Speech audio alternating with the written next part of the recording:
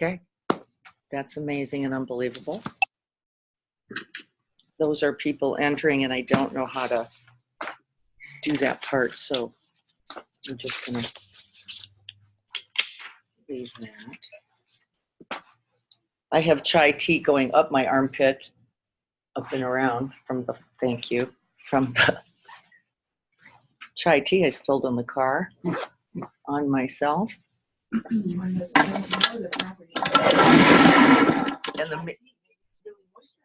I'm gonna say, at the minimum, I won't have a, offensive odor. The spicing will help for sure.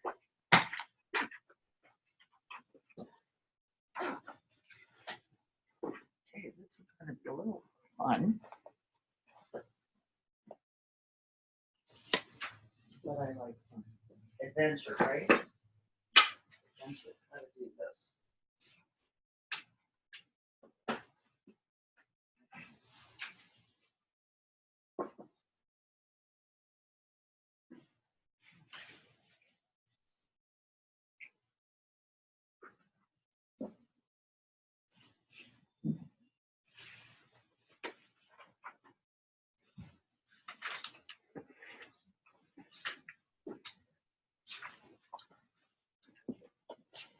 So Seth, what I have going so far is just this.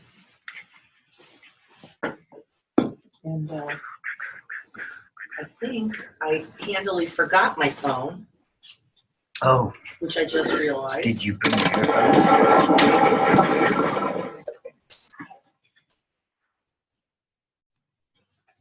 No, as I walked out, I knew there was something I wasn't bringing.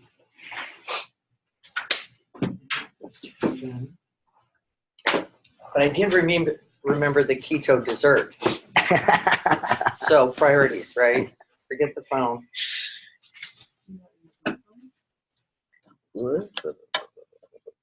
don't know. If it's, you know more about these. If it's blue. That means it's trying to connect. It's working to connect. It should tell, if you put it in your ear, it just talks to you, so. Talks to you. Yeah, it tells you connecting and that sort of thing. Ready to connect. That's right. I'm gonna go grab that. Oh. Still. Do I need a phone? Do we need a phone set? Do you have Zoom?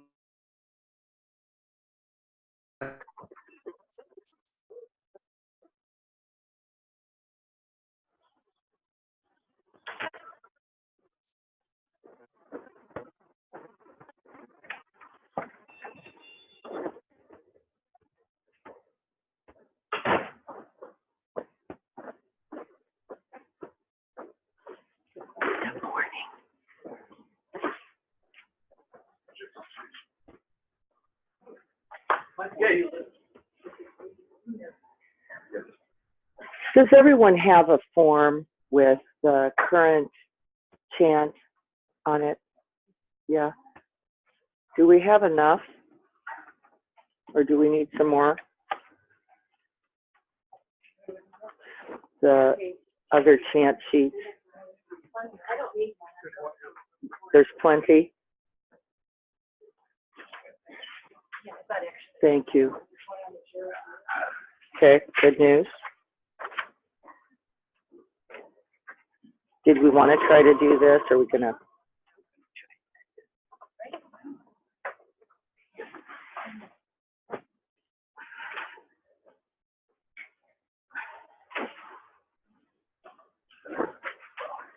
Thank you. Anybody need an extra? There is one.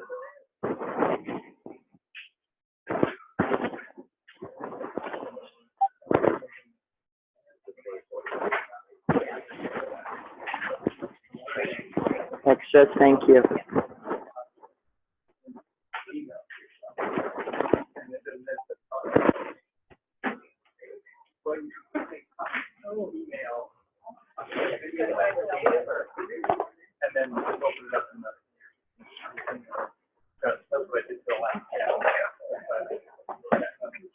The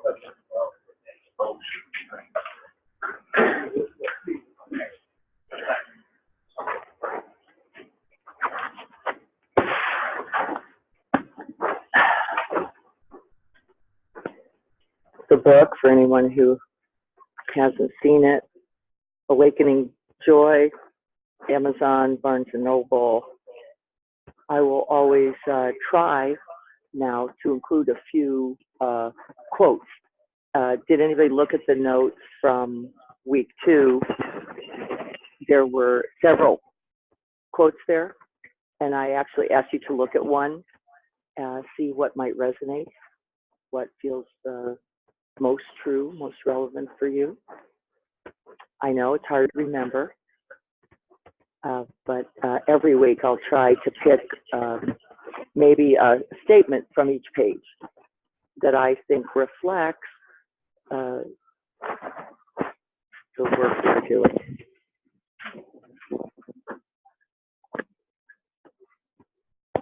You can find your own voice particularly irritating.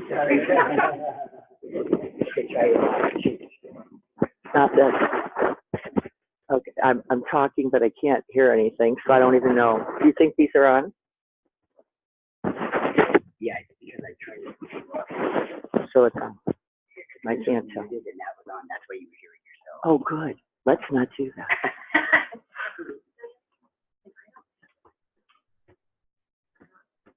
So Encinitas Mindfulness Community, right here. Here they are. There's a website that they're supposed to go to look at. No, you never have to go to Encinitas Mindfulness Community. You can go to everydaymind.com, and that's where all the Awaken Joy course material is. And right under Awakened Joy course, click right at the top, right under Everyday Mind, Awakened Joy course. There's some tabs there that will lead you to other things, including the mindfulness course, blog, resources, meditations, everything that I can think to get there without using up my space is there. And right now, under Awaken Joy course is the video orientation with the notes. Class 1 with the notes. Class 2 with the notes. What will be up there today is what? Class 3 with the notes. On and on for 16 weeks or a little more. And everydaymind.com is the site. And I think we're in a situation now where if you just type in Everyday Mind, has anybody tried that? I think it just, the search optimizing is sufficient. I think we go right there. So you don't have to be too technical. I do know that the phone doesn't quite work as well as the computer. Yeah. The phone, I don't understand all of this stuff, but I know that when people try everydaymind.com on the phone, you will still get it, but you won't get it in the same format. It's harder to read. We have to really investigate that. That's a little bit about Squarespace, our website, not so much about us, but you can always access it through here. So good morning, everyone. I had 15 things in my hand, and the thing that wasn't going to stay was my tea. So now I'm wearing it. But moisture is a good thing. In fact, people spend billions of dollars, I've heard, working on moisture. As long I did not. I did not. It was good. So we're going to begin class 3 with reviewing and then expanding on our ideas of mindfulness. We started that last week, and it wasn't enough. We weren't close to sufficient. But what I did there, very different than James Barres, by the way. James does not do this. I went back to the suttas. I went back to the original words. And I felt that that was important because I think there's something in the original, the simplicity of it, the repetition of it, the truth just right there like no fluff, no accessories, no earrings added to this thing. It's just exactly right. And we're going to do something a little like that again today. Not now in text form, but in practice. How do we practice that then? And so we're going to be doing the body scan today because this is the first foundation of mindfulness. And so you will have an opportunity to choose a different posture if that is right for you at some point. But for now, let's begin as we always do by calling to mind intention. Intention for your practice. Intention for inclining the mind towards joy. This is our focus for these entire many weeks in this moment. And so as we incline the mind towards joy, call someone to mind for whom you wish boundless joy.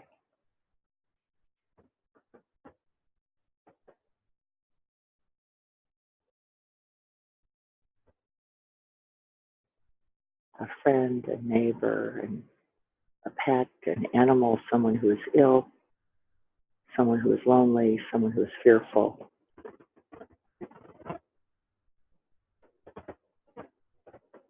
Someone who's hungry.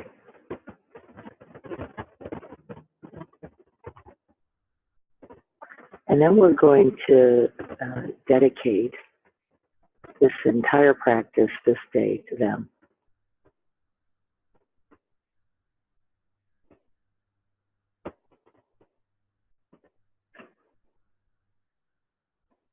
And then we remember that we have this precious human life in which to offer blessings, to offer the merit of our practice, to offer love, care, compassion, and kindness. This is a moment in which to be truly joyful. It is the foundation of all happiness and joy, this privilege that we have right here. And then as we recollect this, remember this, what we also know is that very few in the whole of this life throughout all time, very few are accorded this, that you have been blessed beyond measure by this privilege, this consciousness, this awakened heart, mind, nature. And then we remember the ultimate aspiration to be a benefit, to contribute to the good, and to do so for all beings everywhere without exception. And then we are more joyful. Still. Would somebody like to read the daily aspiration for today? Thank you. May I become at all times, both now and forever, a person of those without protection, a guide to those who shift to those, a bridge to those, nation, land, those of refuge, the benefit. So as you were listening to this aspiration, this prayer, call out particular words that resonated for you today. What's the word that you heard? Just call it out. Say it again.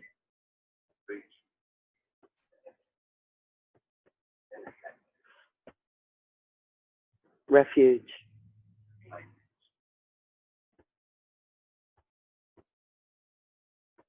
Call them out. What are they?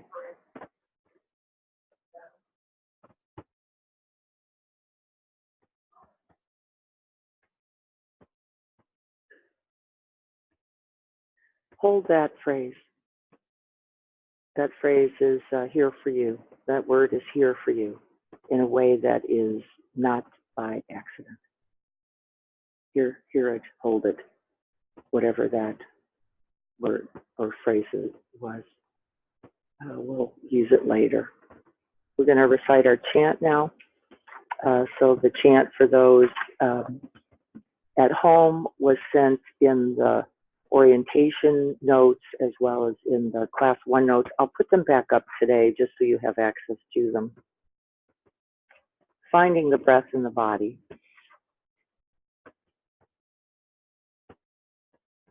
And then on the next in-breath,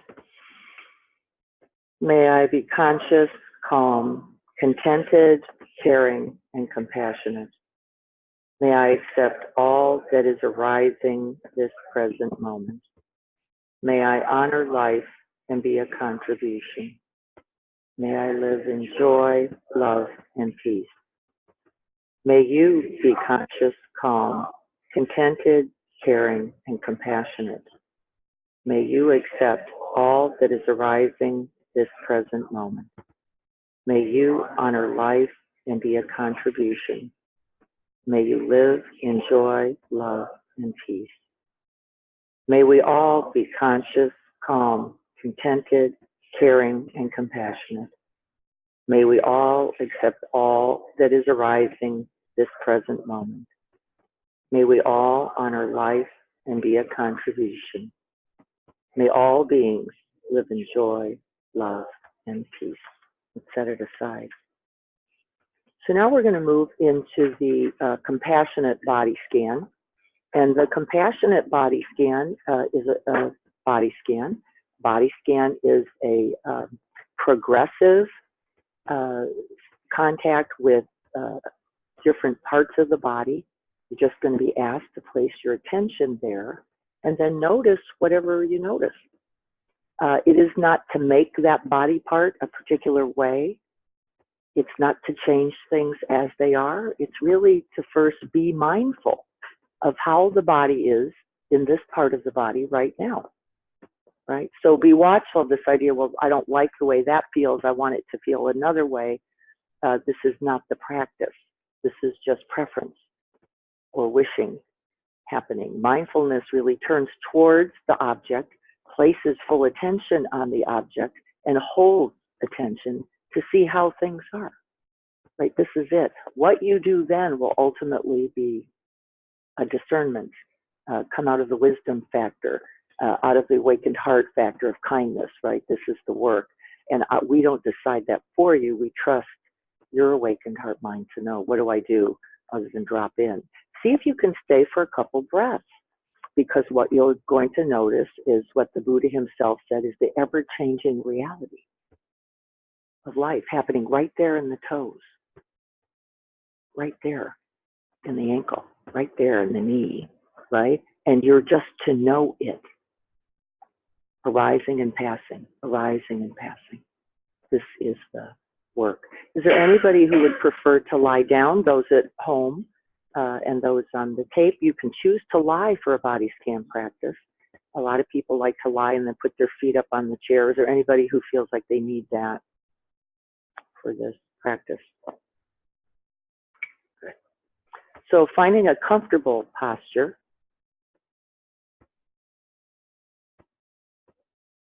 Supported, feeling the earth beneath you, feeling the sense of that earth here available, supporting you. Feel the space around you. This breathable, wide open, infinite space all around.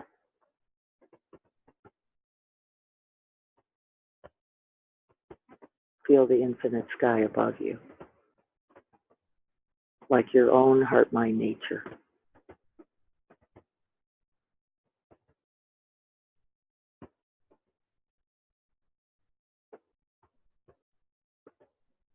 May we dedicate this practice to the special one and to all beings everywhere without exception, that they too may be free, happy, joyful, and have ease.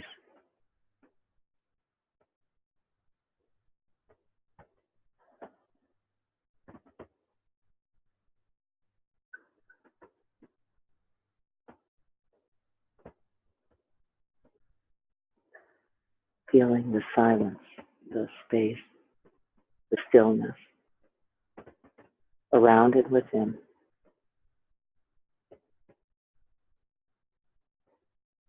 You're making contact with it every moment.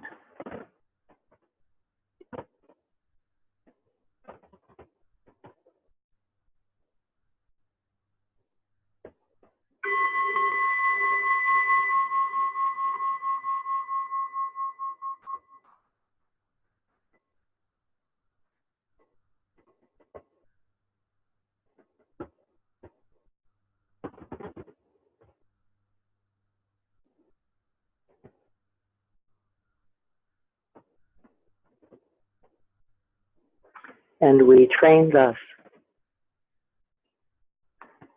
placing the attention on the awareness of the body as the body.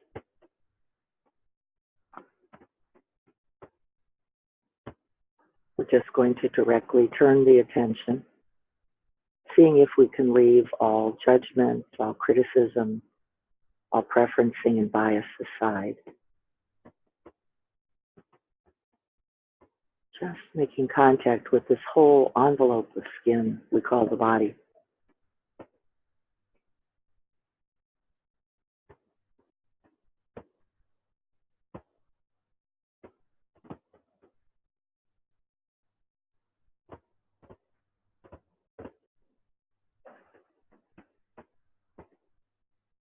Feeling the contact of the feet, the legs, and the hips in contact with the floor and the chair.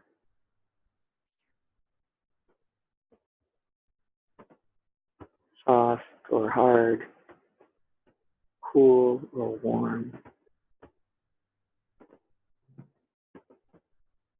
The practice is the knowing.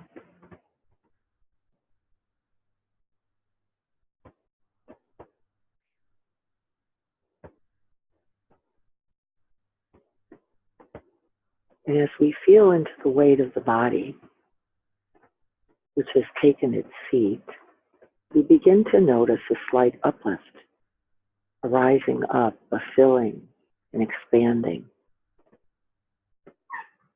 Just checking in then on the awareness of the in-breath, lifting the whole upper body,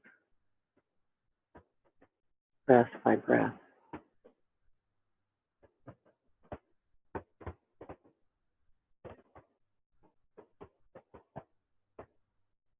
It raises the body on the in-breath and settles the body on the out-breath.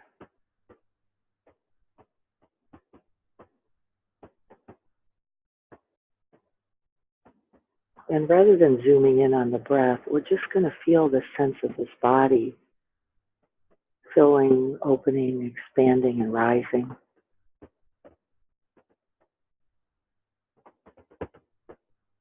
And then settling, calming, releasing, deflating.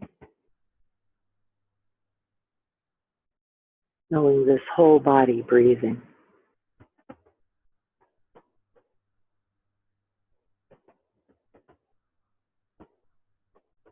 Incline the mind towards this body breathing, breath by breath.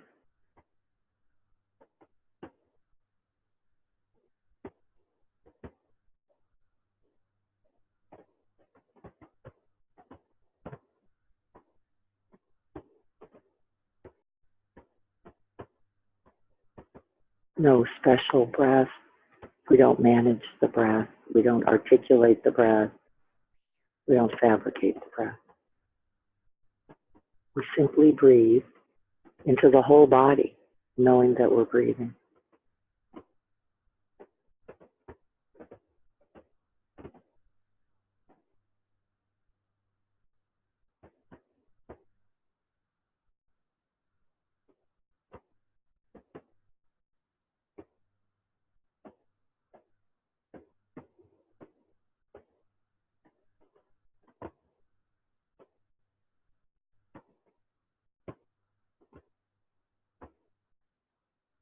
This body is the first foundation of mindfulness, knowing the body as the body.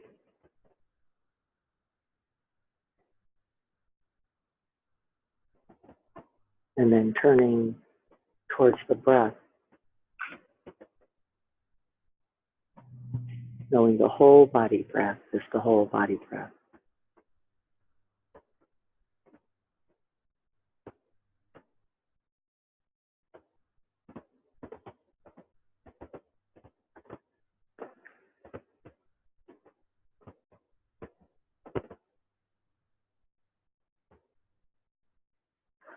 And then we can begin to sharpen the attention, knowing the in-breath is the in-breath and the out-breath is the out-breath.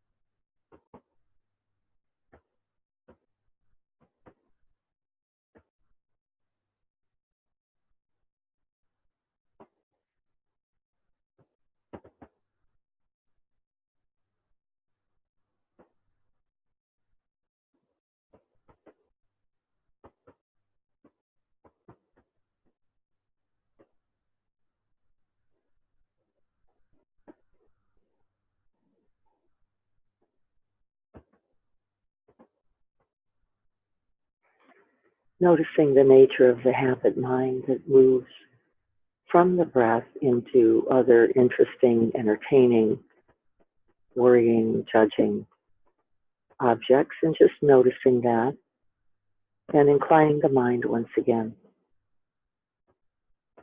Just this breath, this moment.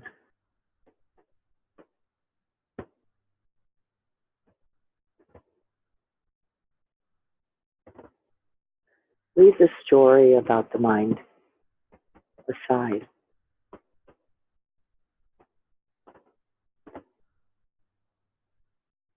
Leave all ideas about the breath separate from the direct experience of the breath.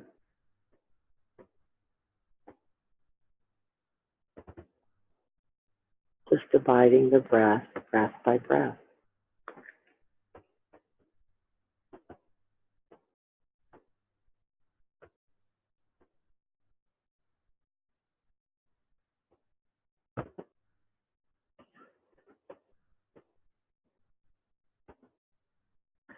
And then gathering the attention right in the area of the breath scape, somewhere between the sternum and the hip bones.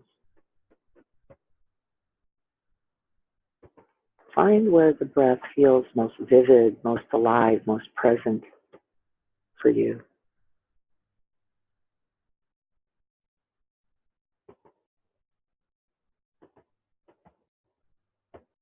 This is the chest, the diaphragm, the belly, the abdomen.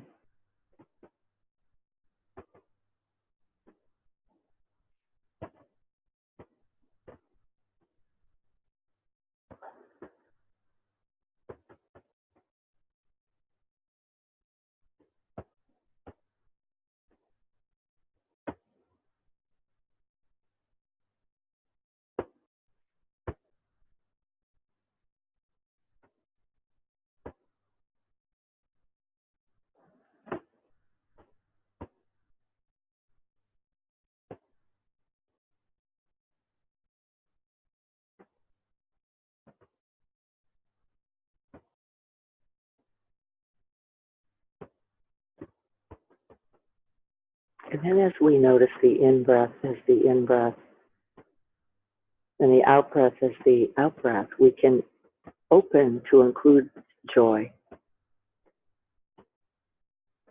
Knowing the in-breath as the in-breath, we can take delight and be glad.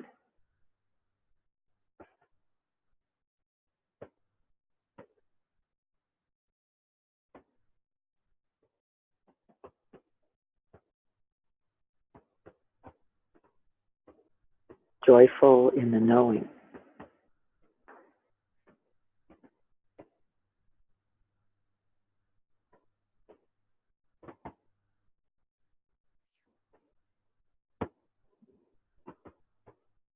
And then as we know the out-breath as the out-breath,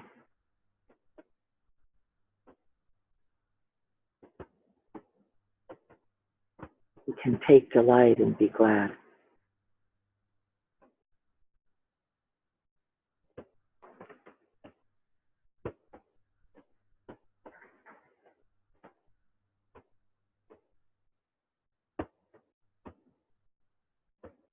Joyful in the knowing of the out-breath.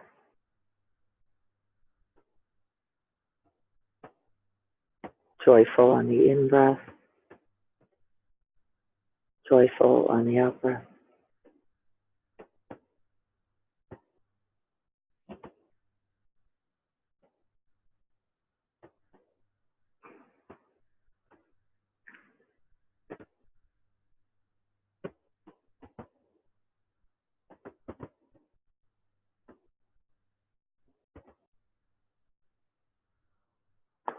And then taking one's attention along with the breath, and on the next out-breath, breathing down beyond the belly, beyond that breath spot, all the way down beyond the abdomen, the hips, the legs, to come to rest in the areas of feet, both the left foot and the right foot. And placing the attention there, feeling the sensations in the feet.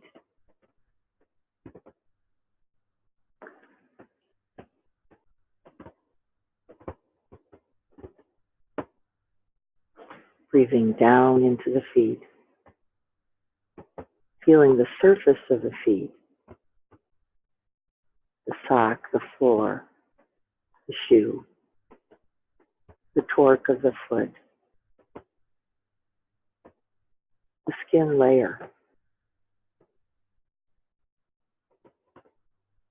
And then moving beyond the surface of the feet into the feet themselves.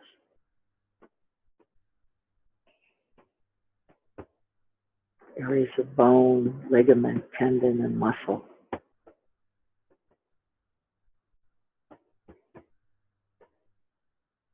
Feeling for the subtler sensations in the feet. Maybe a tingling, a pulsing, a pressure, maybe a temperature.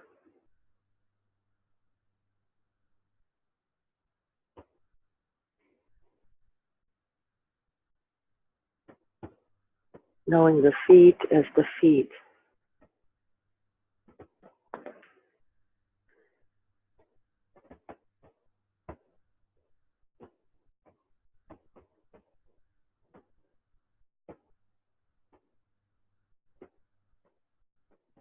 You may like some sensations, you may not like others, but the joy is in the knowing.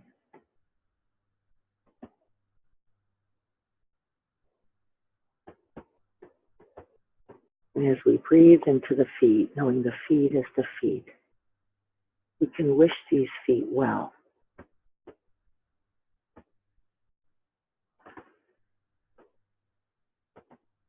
May these feet be well.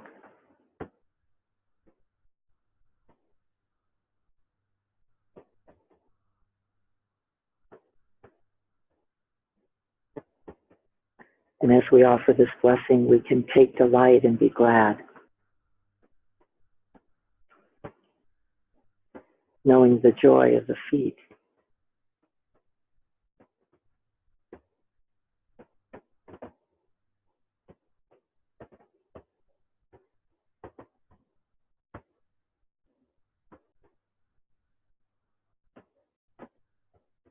Touching in with each breath.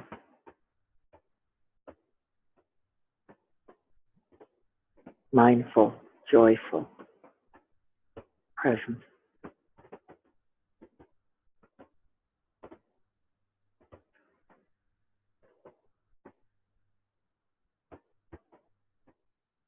And then we can let go of the feet and come into the area of the legs. The ankle, the shin, the knee, the thigh, the hamstring, the quadricep, all the muscles, all the bone, all the joints in the legs.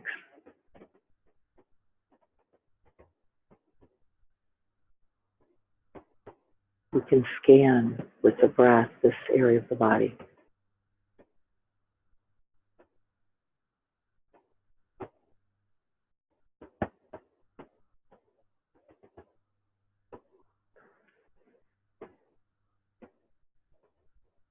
Feeling the skin on the legs, the skin in the front of the legs and the skin in the back.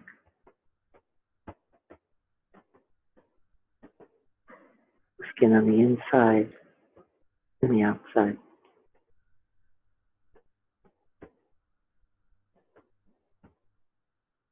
Noticing particular sensations that are present there. Knowing the skin of the legs.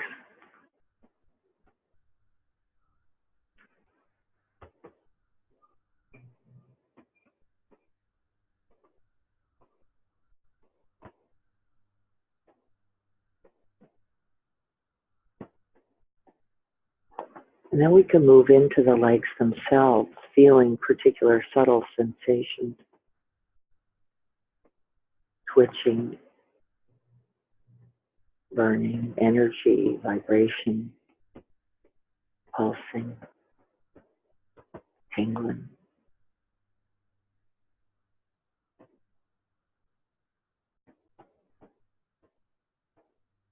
Feeling the sensations in the lower legs, the sensations in the knees,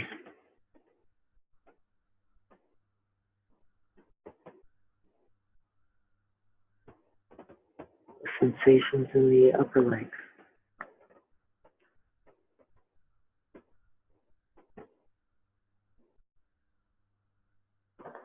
Knowing directly the sensations and the experience of the legs.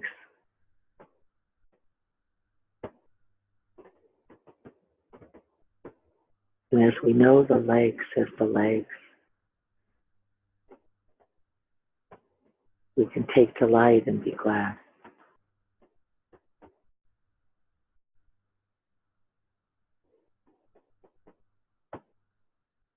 Mindful and joyful of these legs.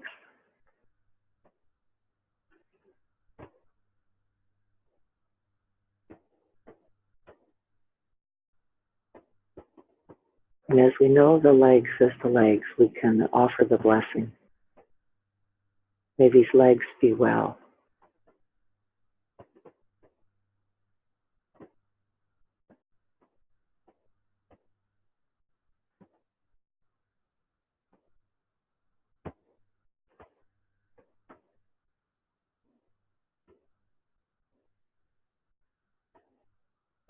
Staying in contact, direct, immediate contact, present moment contact with these legs. However they are.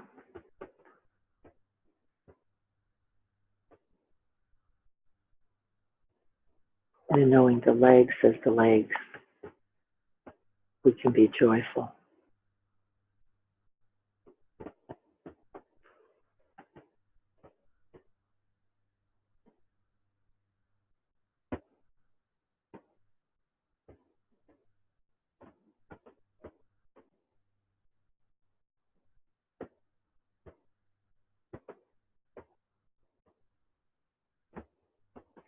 And then with the out-breath, we let go of the legs and shifting our attention once again to the area of the hips. The hips in the front, the pelvic bones, the hips in the back, the sits bone, the whole of the pelvic girdle.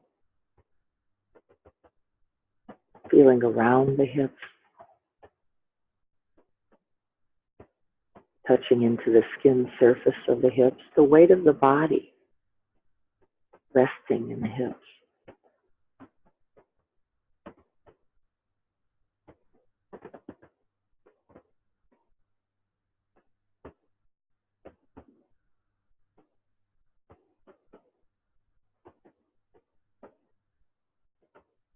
And as we investigate, inquire, explore, and discover the truth of these hips as they are right now, we can take delight and be glad.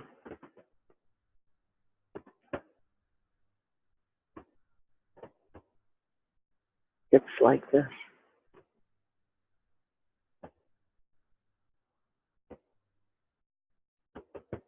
Breathing into the hip and breathing out from the hip.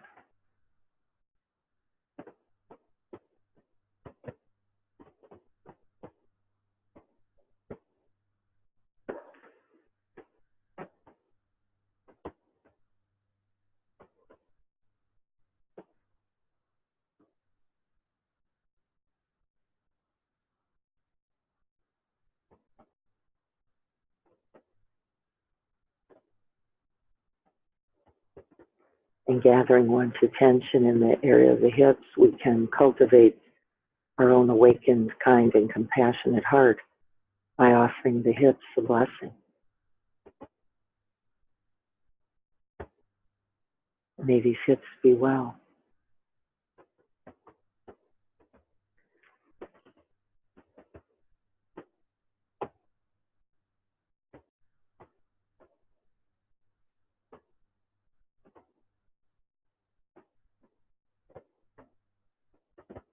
And knowing the hips as the hips, we can take delight and be glad, joyful in the knowing.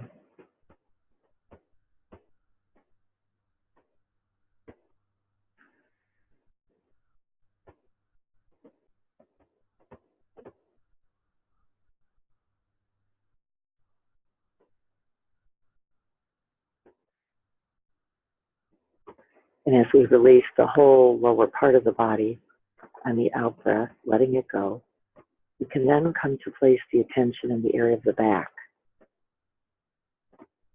The lower back all the way down to the base of the spine. And then with each in-breath, breathing up and into the back. The small of the back, the mid-back, and the upper back.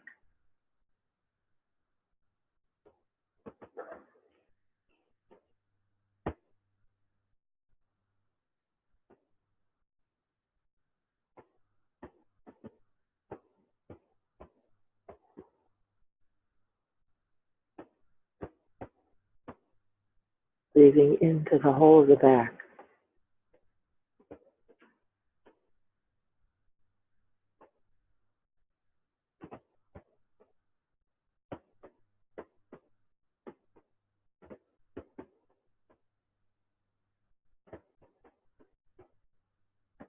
And as we know, the back is the back.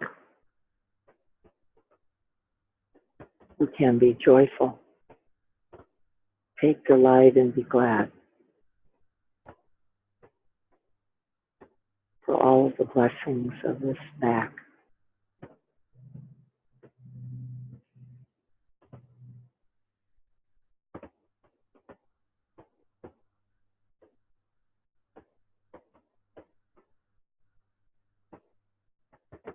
You may notice tightness. You may notice certain torque in the back. You may notice the work of sitting upright, contact with the chair, maybe blood flow, energy in the area of the back, the strength of the back, the flexibility of the back.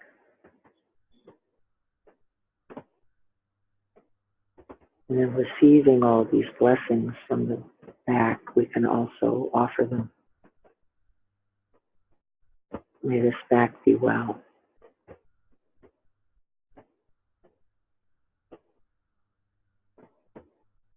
And in the receiving of the blessing and the offering of the blessing, we can know the back is the back. And take delight and be glad.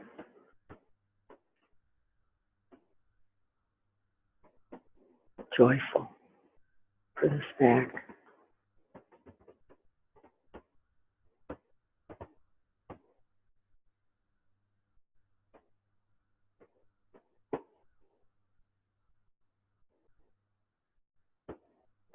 Touching into the back with the in-breath. Relaxing, releasing whatever is not needed in the back with the out-breath.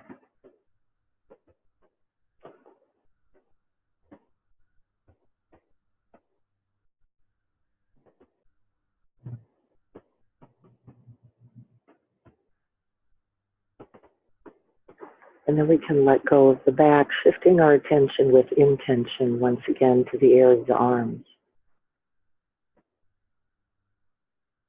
Starting at the shoulder cap, touching in.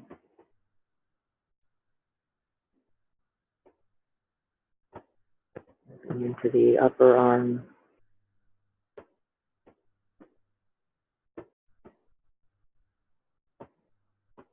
Elbow. The forearm.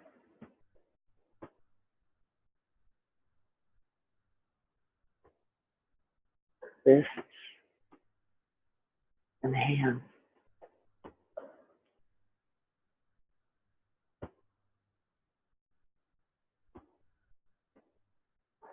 Breathing into this area of the body.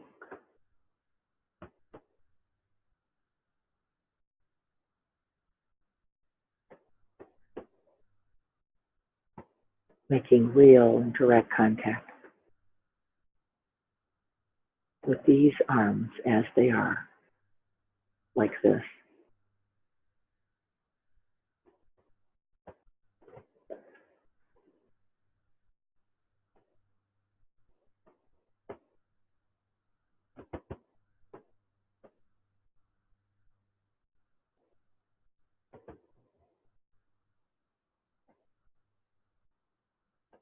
And in the knowing of the arms as the arms, it can be joyful. Take delight and be glad.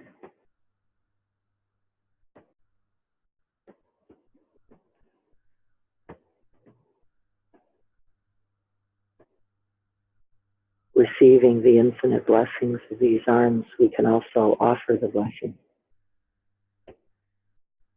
May these arms be well.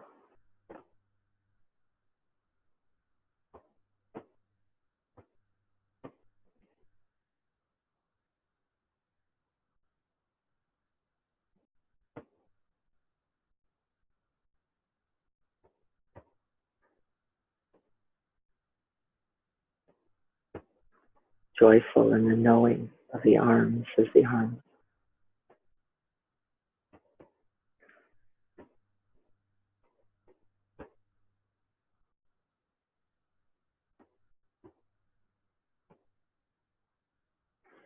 And then letting go of the arms, we come into the area of the front of the body, the whole front of the body, from the hip bones all the way up to the shoulders.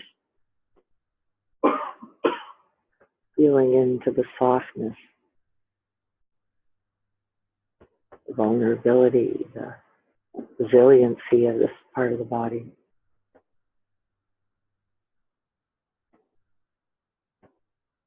Feeling contact with the breath, the organs,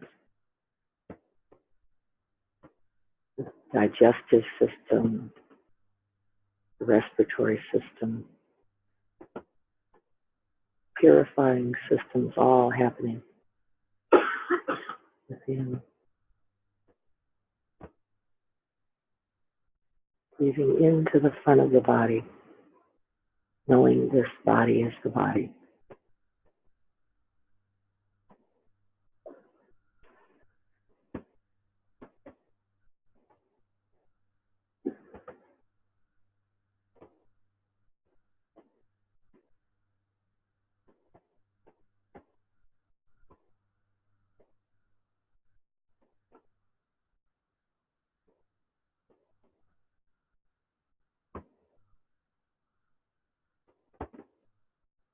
Gases, fluids, skin and bone, organs, muscles,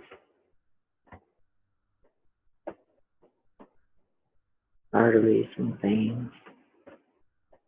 Breathing into this part of the body. We can be joyful, take delight, and be glad.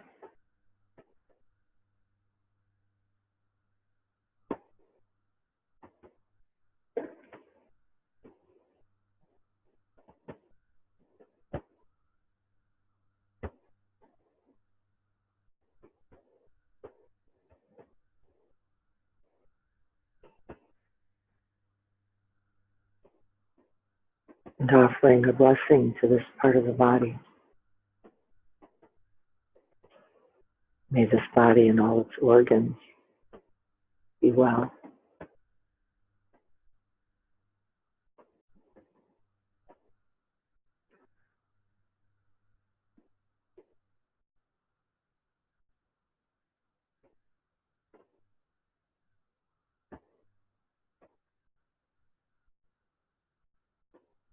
Knowing the softened animal body. There's the softened animal body. We are joyful in the knowing.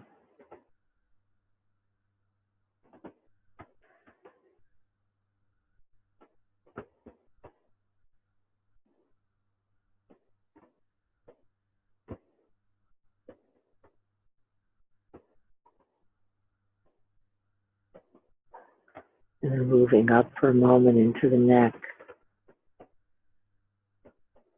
feeling whatever sensations may be alive there. The throat, the cervical spine, the skin of the neck.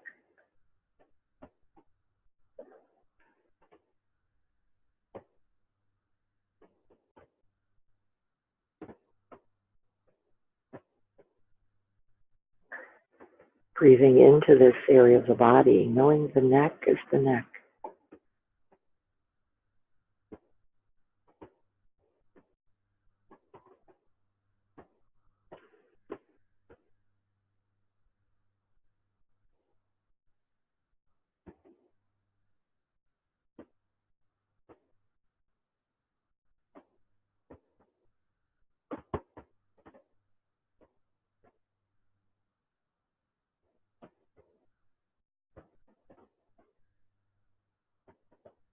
As we know the neck, we can be joyful, take delight, and be glad.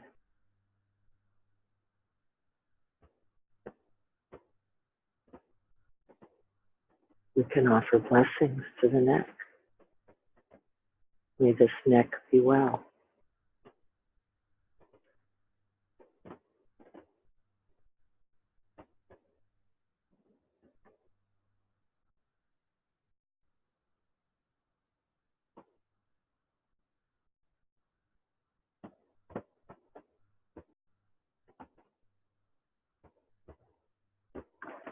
And joyful in the knowing.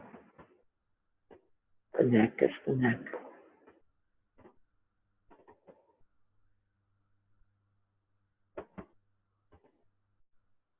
And then letting go of the neck and the whole of the lower body. Coming up into the area of the head.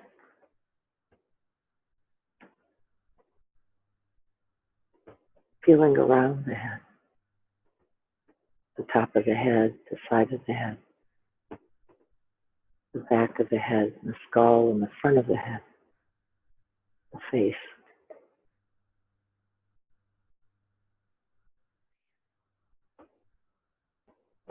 Rather than opinions about the face, opinions about the head, opinions about the mind.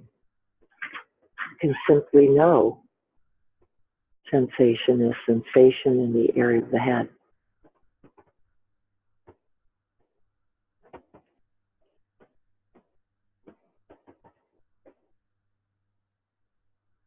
Areas where there is little sensation, maybe areas where there is vibrant, alive sensation.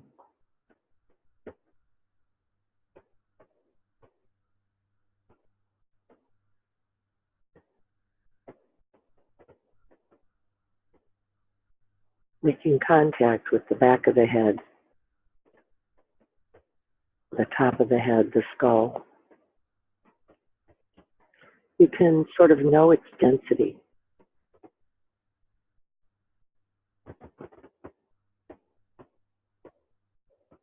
Breathing into this area of the body.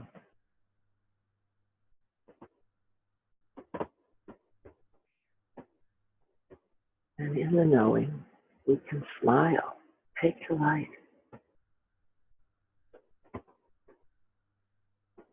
be glad.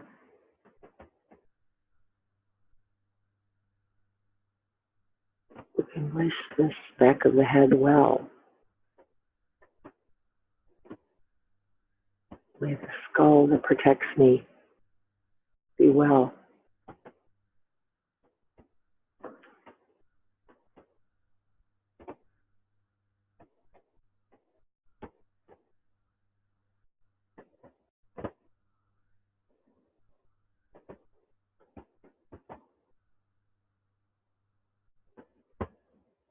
And then we can also come into the front of the head, an area we often think of as ourselves. These eyes, this nose, this mouth, this face. Letting the face be neutral, softened and relaxed.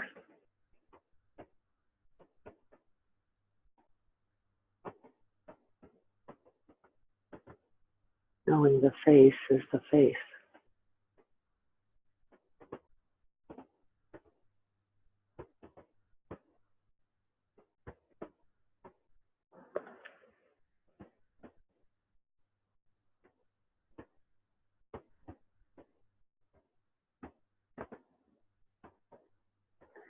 Without judgments, criticisms, or opinions.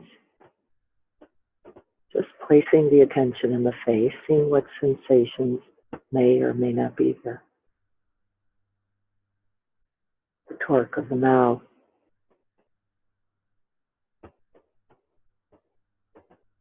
the stillness of the eyes,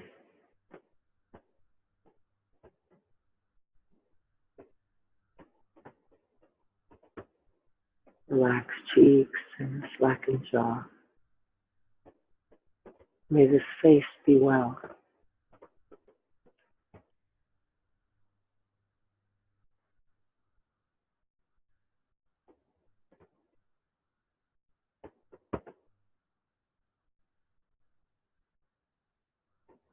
And then we allow a gentle smile on this face as we remember the blessings and benefits of this face.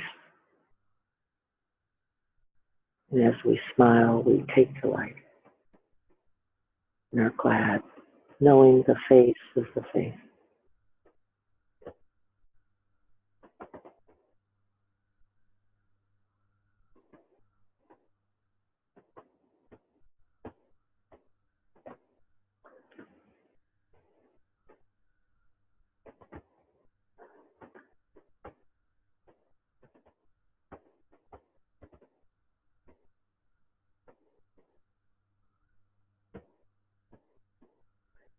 And then opening once again beyond any one part in the body to experience this body as a whole.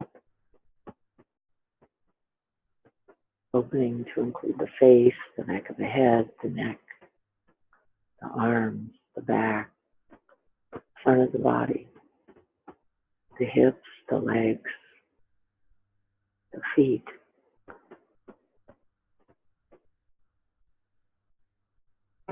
Breathing into the whole body, knowing once again this body is the body.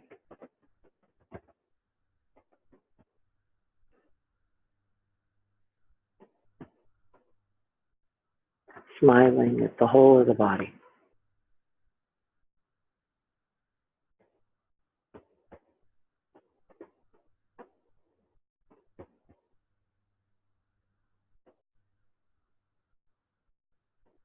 And in this knowing of the body as the body, we are joyful. We take delight and are glad.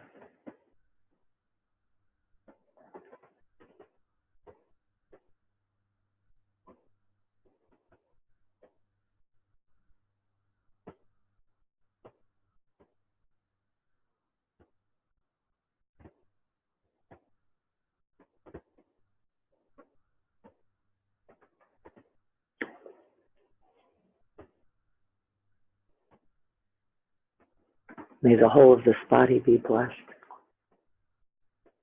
May it be well.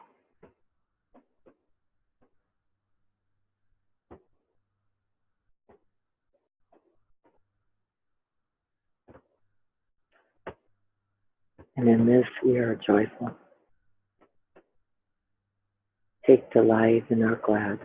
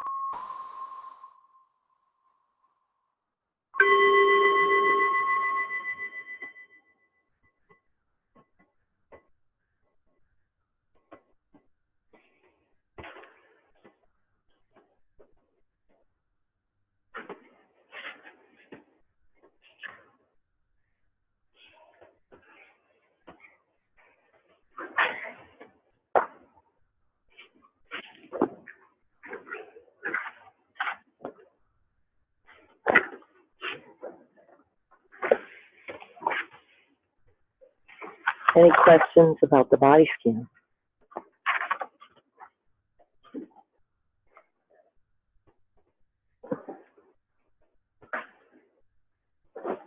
Don't you feel like more at home? Like, oh yeah, there it is. Any problems with the body scan? Everybody was able to find the body. Good. Focusing. We just notice focusing and not focusing. We notice contact with the part and then the mind away from the part. And this is part of the beauty of knowing the body is the body, because we're pretty grounded in it often. So you can know when you're not toes. You can know when you're not feet. You can know because you're not there. There's no sensation. There's no awareness to connect to. So it's a little easier than just thinking. There's actually a grounded sensation or experience that we get to use to go, I can know when I'm there, and so more easily can then know when I am not there, right? And so this is the beauty of the body scan and why it's offered as one of the very first practices and why it is the first foundation of mindfulness. Because we're in here to know.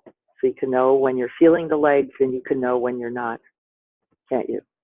And so for a lot of people who have a much harder time with breath awareness, the body can be a little more available object, right? It's not quite as subtle as the breath, though it is also, of course, we use the body to know the breath too.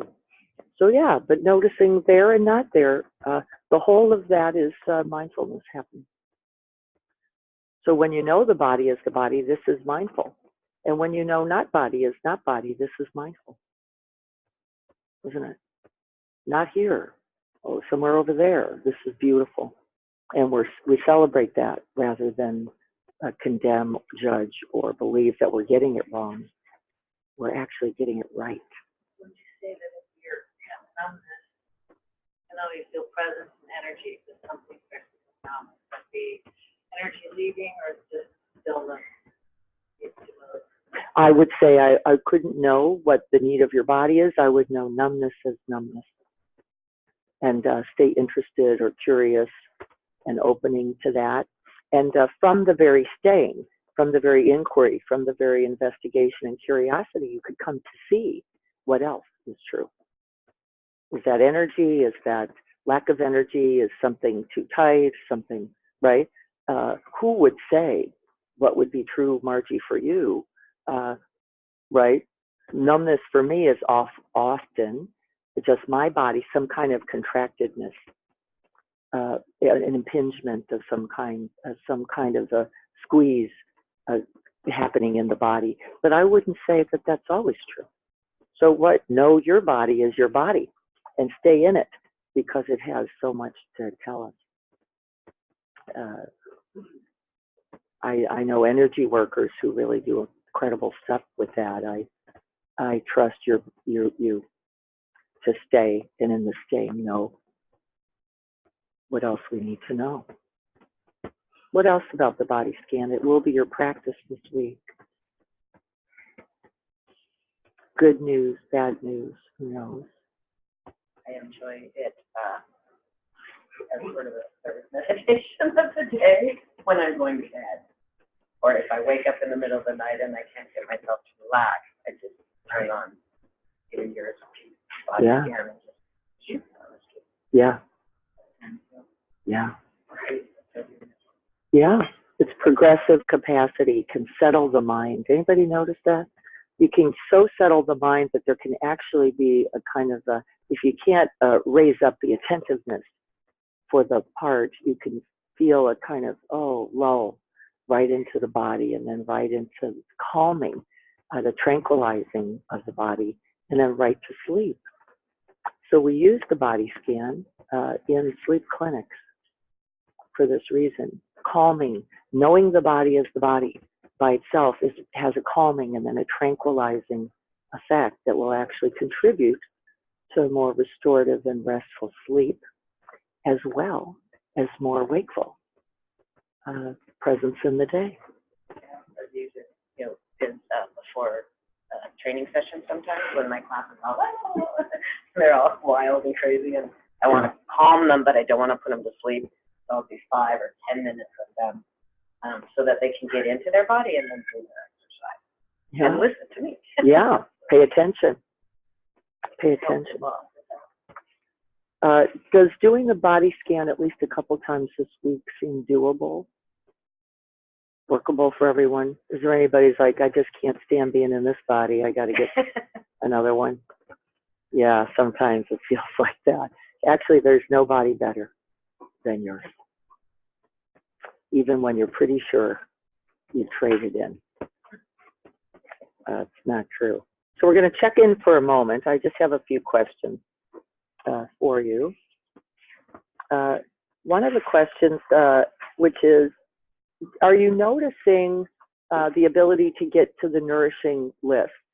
Can you notice a moment of distress, reactivity, out of body, we might even say, body contractedness, and recognizing that, and then starting to find your way when you notice that that's happening into a nourishing behavior or a nourishing thought?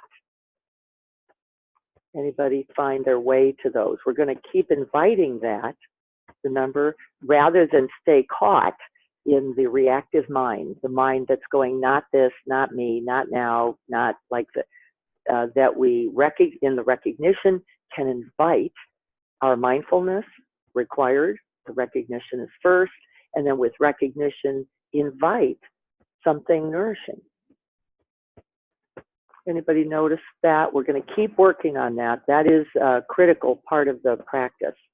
Recognizing moments of reactivity, distress, other words that we might use for this. I usually make a face about not going, ness. I can share it. Somebody else go. I had turned my, I love making things, very creative, artist, all kinds of mediums. And I turned them into, gotta get this done. This is needed over here. I don't have too much time to work, that kind of thing. So I feel, wow, I really love it. Being present to the creative. That's wonderful. Yeah. Allowing space for ourselves, like this by itself. Allowing the experience to be as it is would be considered a nourishing endeavor, wouldn't it? Body like this, mind like this.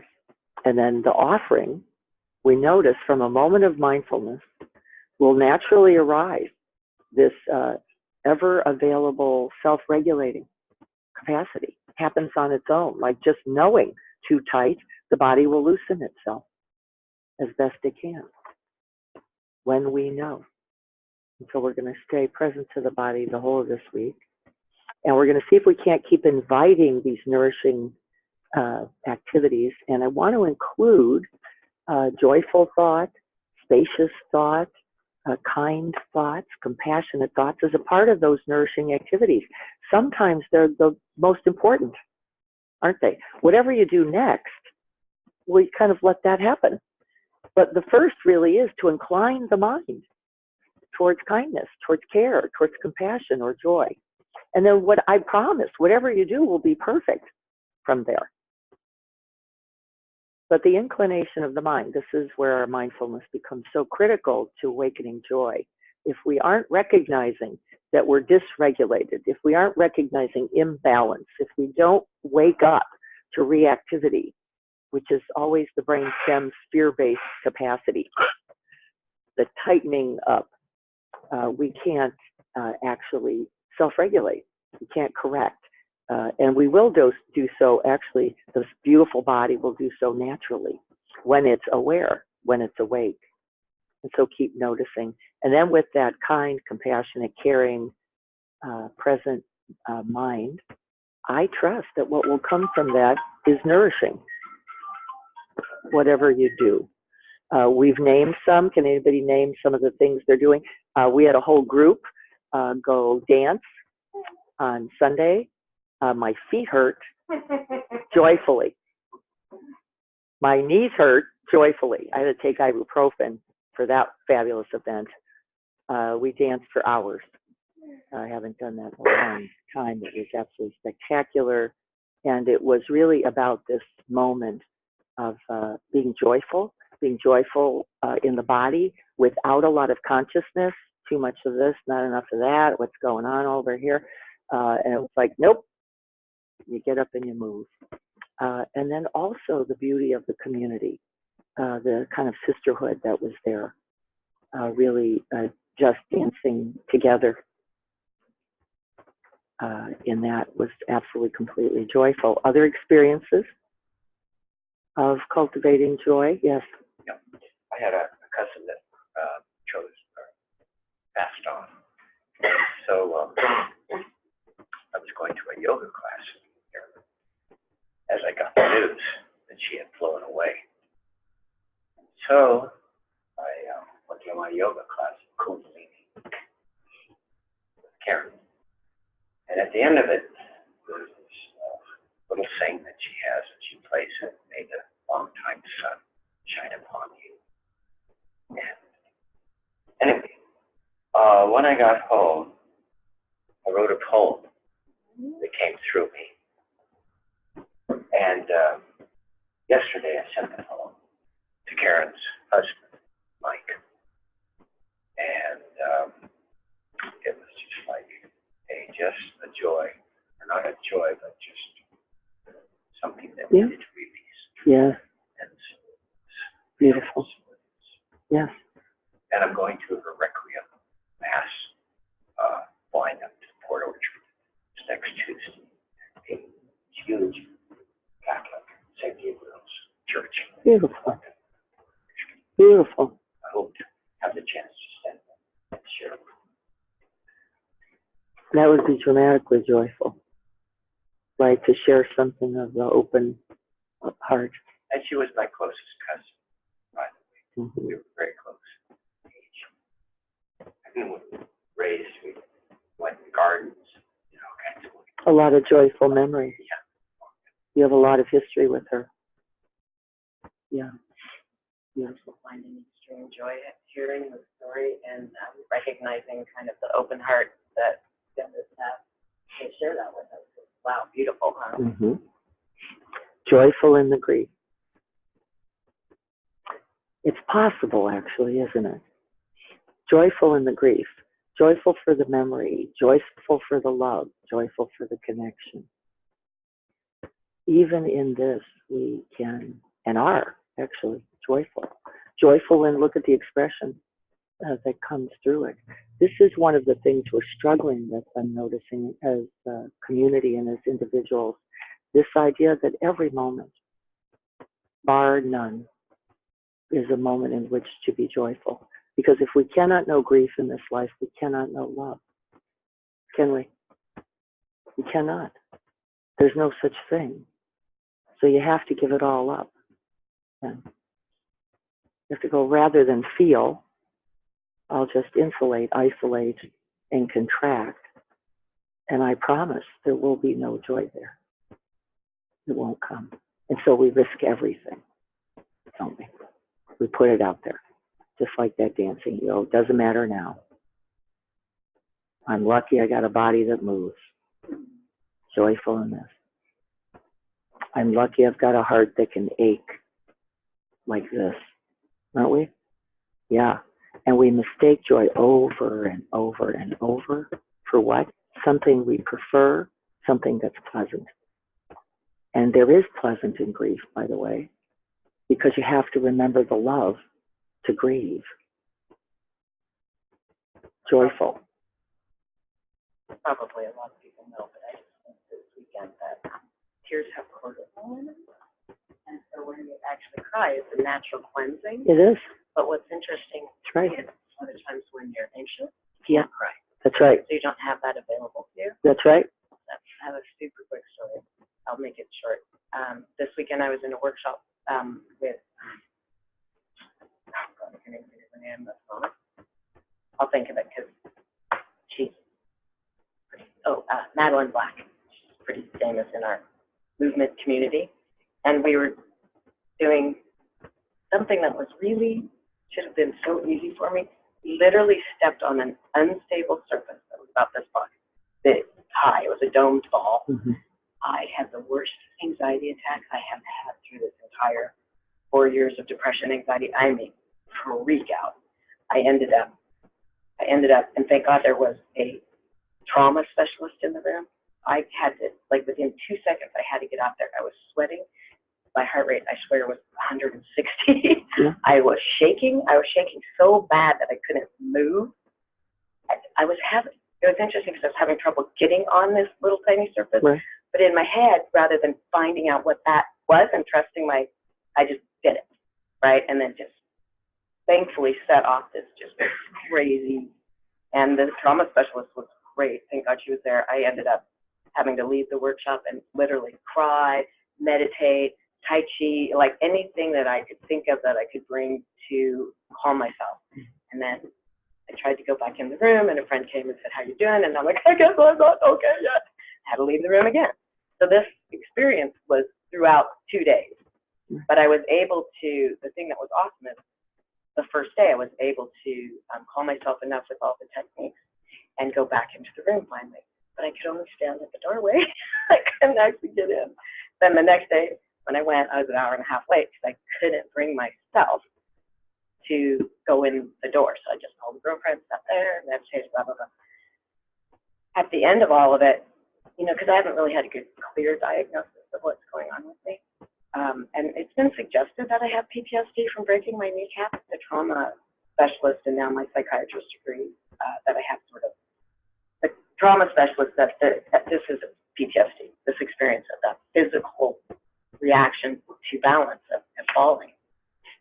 It's related to there. And then you probably have some other reactions that represent kind of a bipolar look. It is the first time since I broke my kneecap that everything, including my body, feels sort of just really peaceful. I still have a little bit of hypo, which we're dealing with, but my psychiatrist yesterday, I went to my psychiatrist, and she just was like, bravo. Mm-hmm. We couldn't have brought it out here talking. It had to be a physical sensation of falling or slipping that would take us back to the original trauma. Yeah. And then now at least I can work through that. Yeah. So the blessing of anxiety, the blessing of trauma, the blessing of the knowing, right? Even in these, what by appearance, right, look like horrendous, impossible events. And what did Robin just say? Oh, and so necessary. And so necessary. It also makes me realize that movement is just as good as, might be just as good as talk therapy or drugs. No one way, right? Who's to say the way? Trust the body mind. Thank you. Have you been noticing what gets in the way? Let's call that out. What's in the way of your perceiving, knowing joy? Robin just said me. Yeah. I think that was me. Yes, Victor. I work at the fifth floor, and the third floor is vacant, empty, huge open space. So I went there, and I played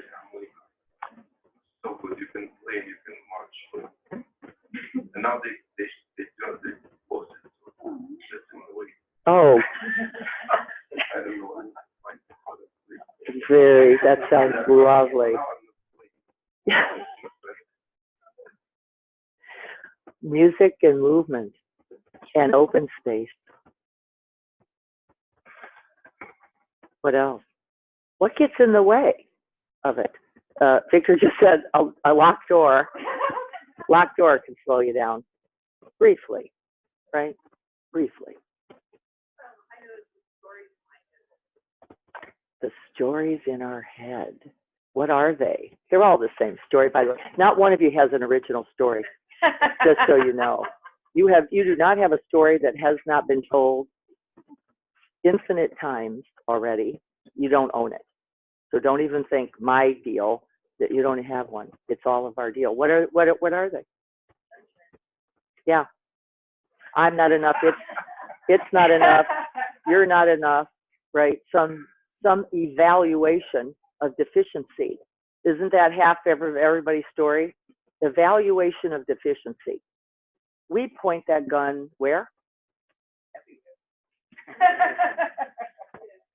We are non-discriminating in our capacity to shoot everything. Non-discriminating. The mind that can see that, be joyful. Be joyful in the mind that can see that. Because the minute you see it, you are no longer lost in the judgment itself. You are once again in the awakened truth of knowing judgment is judgment. Good news. Without that mindfulness, there can be no joy. In the mindfulness, once we get out of the evaluator, we can immediately step right into that true nature of ourselves, just the knowing. I have a hummingbird, a baby hummingbird. I want to share the picture and share it with you. And then pass it around. And then I have a little saying about a hummingbird. But these hummingbirds. This is on a palm leaf right by the side of our. Oh my goodness, how special. And beautiful. It's just amazing that, you know, there's this tiny little, you know, Itty bitty little thing. yeah, in there, and then concerned that, so we put a protective thing because of rain, because they come down, we covered them both, so the rain. And so, Nothing like protection. so every morning, I go out there, you say hello to them, and they look right at me, right at you. And anyway, this is a little something I picked up along the way. So legends say that hummingbirds float free of time, carrying our hopes for love, joy, and celebration. The hummingbird's delicate grace reminds us that life is rich, beauty is everywhere, every personal connection has meaning, and that laughter is life's sweetest creation. That's your hummingbird that doesn't own that one hummingbird feeder, and they come over there, that other hummingbird is going to chase you. Yeah, they're very possessive. That's their property. The addiction of the hummingbird. Yeah, the beauty of it all. The beauty of it all. We're not saying too much about hindrances, so I want to know more about that. What about this? I am not a kind of person that thinks that's just never been my persona. I'm having a really hard time right now with larging the house because there's so much going on. So you're not making time for joy. I'm not making time for this call. Yeah. I'm making time for everything. Well, let's call it joy. Yeah, and I just don't, I can't seem to get out. I can't until some things happen. Yeah. And it's all good things, you guys. Yeah. We sold our home, we're moving, I'm trying to get a rental. We're leaving for Australia 2 days after we close escrow. That's a wonderful problem to have. Yeah. Yes, really. But right now, I can't figure it all out. Yeah. I'm just struggling. I feel so bad because I want to give her the attention. Right. And because that's the kind of person I am. Oh my gosh. Stunning picture. Oh, that's lovely.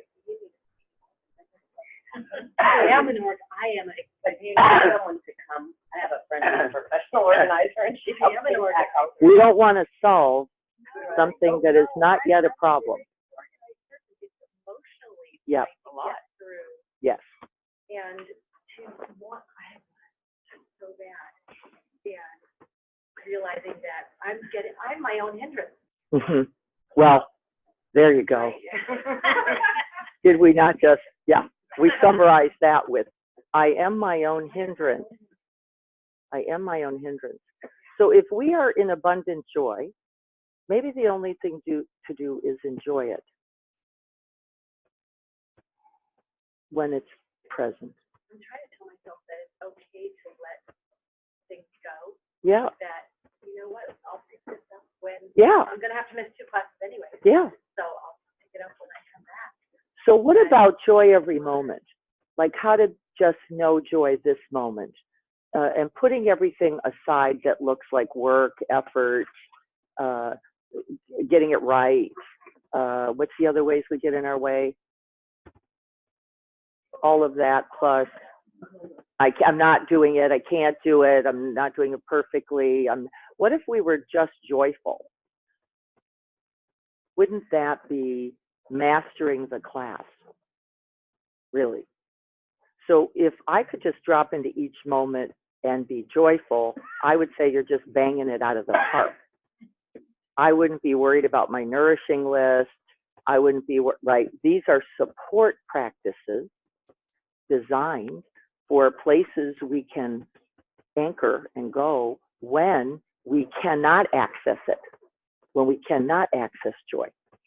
And if we're devaluing, condemning, judging, criticizing, not being perfect, noticing that we like to be perfect, but we're not being perfect, so we don't like ourselves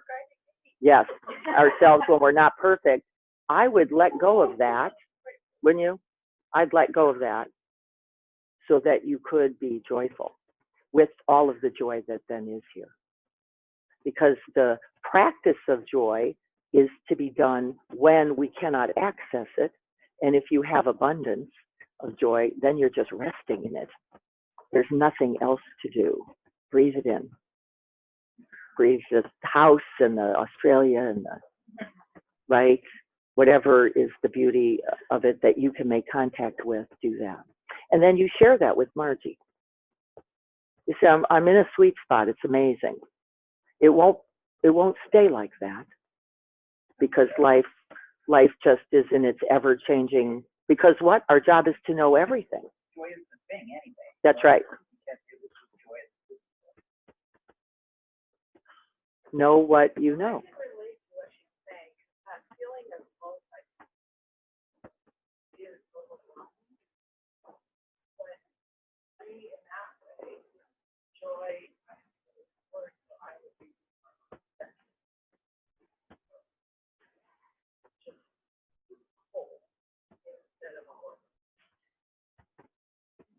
It's that kind of trying to stay focused on the moment, which is what we're learning. This is the mindfulness. Without mindfulness, says the neuroscience, the psychologies, and the Buddha, without mindfulness, we cannot know joy.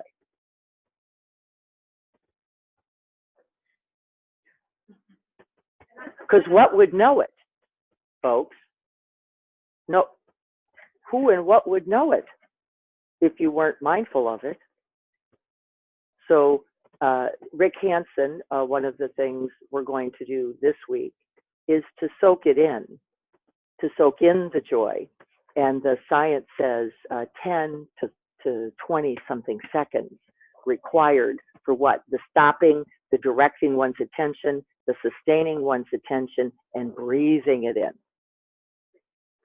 Breathing it in, taking it in, soaking in the good, soaking in the joy, because it's truly available always, every moment. We just heard a beautiful example of it. And it's like it's so much, that's not the joy, that's the mind in its movement. So let's not mistake, there's no such thing as too much joy. What is it? It's the mind in its distractibility, in its I don't know where to go, in its I got to get it all or keep it all, or drop in on it all. And that will not equal joy. It will not equal joy at all. For me, the thinking, as the stuff comes in and all these things, the first thing that happens is a contraction and a tightness of the body. There's no exercise of joy that you need to do or anything. It's just really start with the breath. That's it. Yes. That contraction. Yeah. Yeah. You'll have more energy. You'll be faster. You'll get it done. You won't be trying. We'll count on our mindfulness. We'll trust it a little more, and we won't work to keep joy or practice joy. We'll work on just being joyful, and the way to do that is notice the moments that are already rising, drop in on them, and soak them in. And so we'll do that practice this week. 10 to 20 seconds, says the science. Actually, it's a lot longer than you think. So get out your little watch or your phone and watch how long that is. And you're going to go, seriously? I got to stay with this. And yes, it says really to wire it so that you can access it as a resource. You have to stay. Sustained attention is required for this. It is not just dropping in that I got it. So you notice I stayed a while. Stayed in the legs, stayed in the feet, stayed in the arms. Knowing the arms is the arms, says the sutras. In this we can be joyful. But you can't just go bang and know the arms. You can know a sensation in the arms though. Right? Little something. But to know the arms is the arms, you've got to stay. You have to really what? Feel, texture, know, abide. This is required for the joy of centeredness, wholeness, abiding connection that we're looking for. So this is going to be our essential practice. In addition to this mindful of the body, we're going to do this soaking in the good. We're going to begin with the formal practice, soaking in the body by knowing the body is the body and staying. And then seeing if we can extend that little bit of sustained attention into our day. There is no such thing as multitasking. It's a lie. Don't believe it. It's called being nowhere. That's all. And I don't want to fool you. It's called being nowhere. And I don't care what you get done. I don't care what you get done. I don't care how many dishes you got done. I don't care how many dust bunnies you caught. I don't care. You did them, but you weren't there. You were running through your list to check it off because you've mistaken yourself for a human doing. And being is required for joy. Be careful. It's already 8:30. I want to be respectful of people's time. Can we do quickly should we stay on mindfulness another week, or are we ready for gratitude? Cut that one out. Exactly. Mindfulness and We will be bringing mindfulness everywhere. There is no leaving it. Do you want to talk about it some more?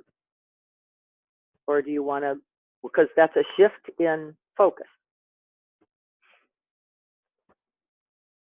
What? Selfishly, I'd ask you guys to do the mindfulness because I won't be here next Tuesday. Oh. Do that again, because then I will. So say something. Gratitude. Gratitude. We are going to be mindful of everything, right? So we have to bring the essential mindfulness. So we'll bring mindfulness to gratitude next week. That's chapter 3. You could choose to read that. Can we recite our dedication? Finding the breath.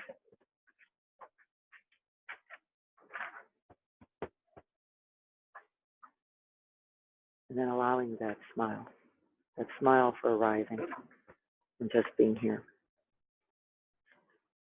And on the next in-breath, breathing in, may that joyful heart, precious and sublime, arise where it has not yet come to be.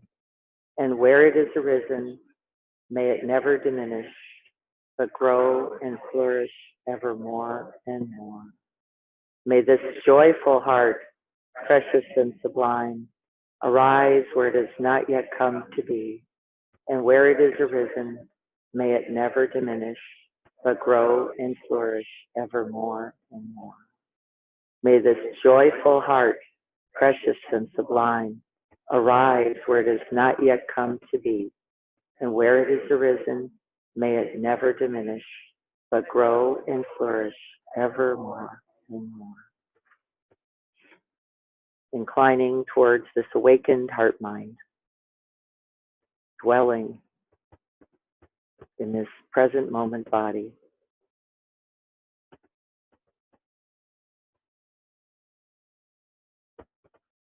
May we all be happy and have the causes for true happiness.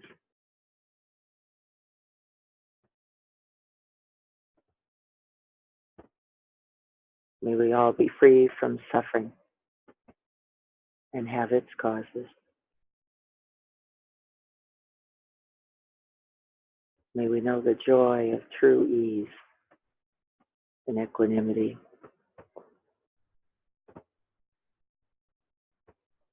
May we remember the capacity of this awakened heart mind to know joy this moment.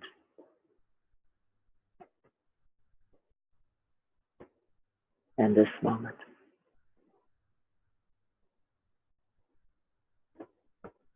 And this one.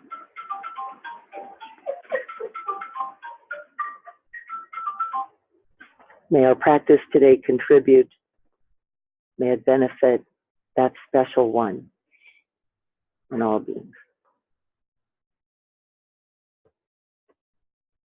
So be it.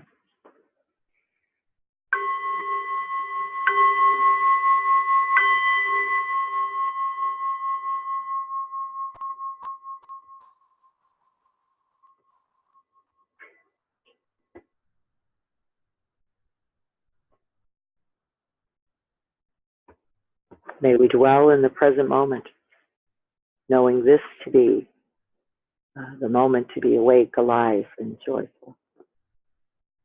Blessings to you. And thank you. So we're going to go on to gratitude. Chapter 3, I will put some quotes from chapter 2 up. If you haven't taken a quote from the Heart Box, please do, or offer one, either one. We're switching each week, so take a new one. Put them down. They're up here on the table. Thank you to the online folks. Wonderful to have you. Can we put away your chair, everyone?